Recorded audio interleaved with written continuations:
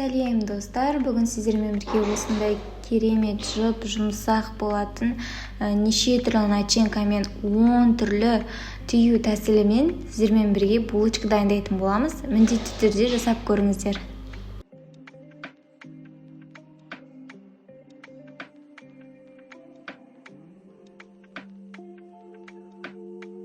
Ол үшін ең алдымен ыдысқа сүтімізді жылытып құйып аламыз. Үстіне 1 чай қасық дрожж саламыз. Қалауыңызша қант саламыз. Көбірек тәтті болған қаласаңыз, көбірек салсаңыз болады. Мен 4 қасық қант салдым. Сүтті де қатты ысытудың қажеті жоқ. Сәл ғана жылыса болды. 10 минутқа бетін жауып қойып қоямыз.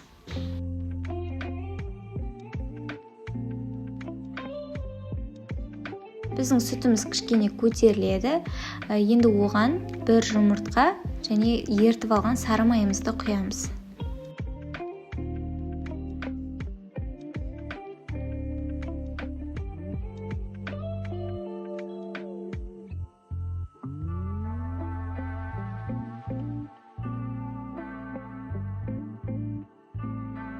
Иіс пен күшті дәм беру үшін 1 қасық ванилин және 1 қасық тұз салып жібереміз. 3 ас қасық сұйық майымызды қосып, ұнымызды бөліп қосып, жұмсақ қамыр илейміз.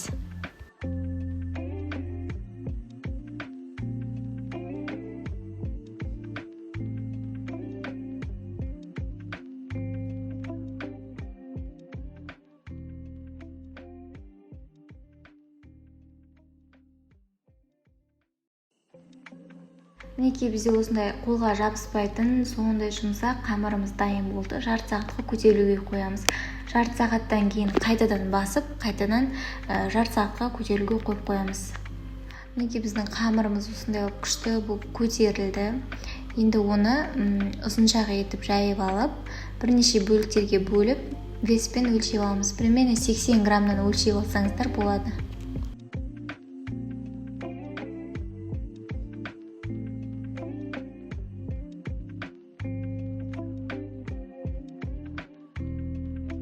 Булочкамыз бетін жауып қойып, кішкене дейін жайып түйіп бастаймыз.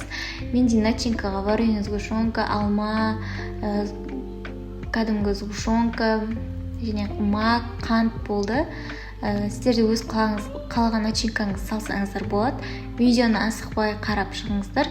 10 түрлі түйу тәсілімен бөлістім.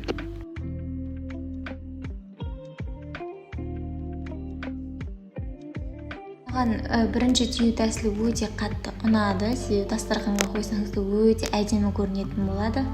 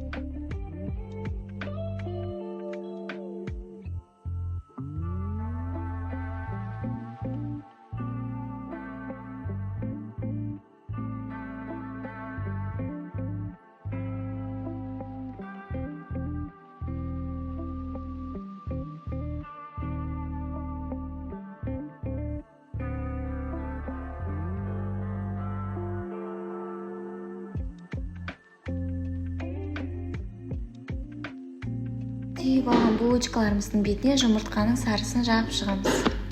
Бірден пешке салып жүрмей, кішкене 10-15 минут күтеміз. Қайтадан көтеріледі, содан кейін барып пешке саламыз. Сол кезде воздушный өте күшті болып шығады. Мінекей біздің булочкаларымыз дайын. Міндетті түрде жасап көріңіздер, өте дәмді болып шығады. Ас болсын.